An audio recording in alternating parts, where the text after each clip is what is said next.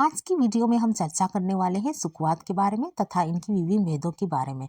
तो चलिए बढ़ते हैं आज की टॉपिक की ओर। आखिर ये सुखवाद क्या है? सुखवाद बहुत पुराना सिद्धांत है। इस सिद्धांत के अनुसार मनुष्य का चरम शुभ सुख है। सुख की कामना ही कर्म की ओर मनुष्य को प्रेरित करती है। मनुष्य सुख प्राप्ति के उद्देश्य से कर्म करता है। शिक्षक हो, नेता हो, मजदूर हो, किसान, समाज सेवक, व्यापारी इत्यादि सभी सुख को ही जीवन का आदर्श मानते हैं। इस प्रकार सुखवाद यह बताता है कि हमारे सभी कर्मों के मूल में सुख को प्राप्त करने की कामना विद्यमान रहती है। इसलिए सुख हमारे जीवन का चरम शुभ है। सुख एक प्रत्यय है, इसकी गुणवत्ता बहुत है। सुख शारीरिक, मानसिक, व्यक्तिगत तथा सामाजिक सब प्रकार के होते हैं। सुख का अर्थ तोष है। इस सिद्धांत के अनुसार सुख प्रदान करने वाले कार्य को शुभ या दुख प्रदान करने वाले कार्य को अशुभ माना जाता है। कि व्यक्ति को यह सिद्धांत बुरा मानता है। मिल का कथन है कि हमारे कर्म जिस अनुपात से सुख उत्पन्न करते हैं उस अनुपात में उचित और उस अनुपात में सुख का विपरीत उत्पन्न करते हैं अनुचित है। इजविक का कथन है कि जब हम शांत समय में बैठते हैं और विचार करते हैं वो सुख क्या है जो अपने में शुभ और मूल्यवान है, तो हम पाते हैं कि वो सुखपूर्ण अवस्था की चेतना है। सुखवाद का आधार दो मान्यताएं हैं, तात्विक और मनोवैज्ञानिक। तात्विक मान्यता आत्मा के स्वरूप को भावना प्रदान बताती है।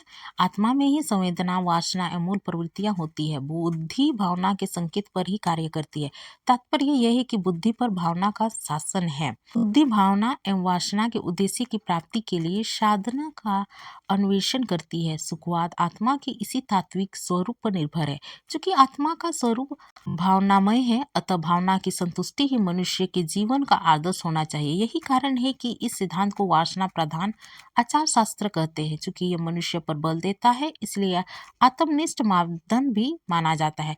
सुखवाद से संबंधित मनोवैज्ञानिक मान्यता यह है कि मनुष्य स्वभावतः सुख की कामना करता है। हर इच्छा का विषय सुख है। बेंथम मिल के मिल, बेन, ह्यूम इत्यादि विचारों का मत है कि मनुष्य स्वभावतः सुख का आकांक्षी है और दुख का परित्याग करना चाहता है। बेंथम की उक्ति है कि प्रकृति ने मनुष्य को सुख और दुख के साम्राज्य में रखा है। उसका एकमात्र लक्ष्य सुख की प्राप्ति एवं दुख का परित्याग है। सुखवाद अत्यंत ही प्राचीन सिद्धांत है। इसका बीज अरिस्टिपस की शिक्षाओं में विद्वान है। एपिक्यूरस ने सुखवाद का प्रतिपादन किया है। ईसाई धर्म के विकासोपरांत इसका महत्व समाप्त हो गया। 17वीं शताब्दी में इसका पुनर्जन्म हुआ।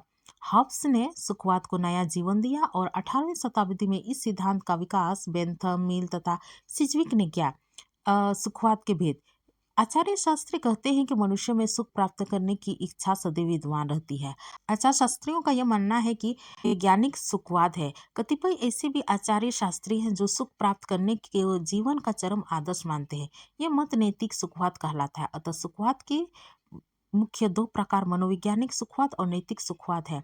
नैतिक सुखवाद के सिद्धांत में दो महत्वपूर्ण प्रश्न उठते हैं। किसका सुख जीवन का उद्देश्य होना चाहिए तथा व्यक्ति का अपना सुख ही जीवन का उद्देश्य होना चाहिए। यह मत स्वार्थमूलक सुखवाद है। कुछ विचारों का कथन है कि पदार्थ सुख या समष्टि का सुख ही मनुष्य के जीवन का चरम उद्देश्य है। तात्पर्य यह है कि दूसरों का कल्याण जीवन का उद्देश्य होना चाहिए। यह मत परार्थमूलक स्वार्थ सुखवाद कहलाता है। दूसरा प्रश्न सुखवाद के स्वभाव से संबंधित है। सुख कैसा होना चाहिए? कुछ विचारक समस्त सुखों को समान समझते हैं। सुख में गुणात्मक भेद नहीं रहता। सुख चाहे जिस किसी भी प्रकार का हो, हमें उसे प्राप्त करना चाहिए। सुख प्राप्त करना आवश्यक है। कुछ विचारक सुख में गुणात्मक भेद मानते हैं। कुछ सुख तो उच्च कोटि के होते हैं और कुछ निम्न कोटि के। मनुष्य उच्च कोटि के सुख को प्राप्त करने यह मत उत्कृष्ट सुखवाद कहलाता है। इस प्रकार सुख के दो भेद हैं, निकृष्ट सुखवाद और उत्कृष्ट सुखवाद। नैतिक सुखवाद के चार रूप हैं, नैतिक स्वार्थमूलक सुखवाद, उत्कृष्ट स्वार्थमूलक सुखवाद, उत्कृष्ट परार्थमूलक सुखवाद या निष्कृष्ट उपयोगितावाद के दो और भेद हैं, बुद्धिमूलक सुखवाद तथा विकासात्मक सुखवाद। धन्यवाद। आज की वीडियो में इतना ही। फिर मिलेंगे एक नई वीडियो के साथ। अगर वीडियो पसंद आए तो लाइक, शेयर और सब्सक्राइब जरूर कीजिएगा। धन्यवाद।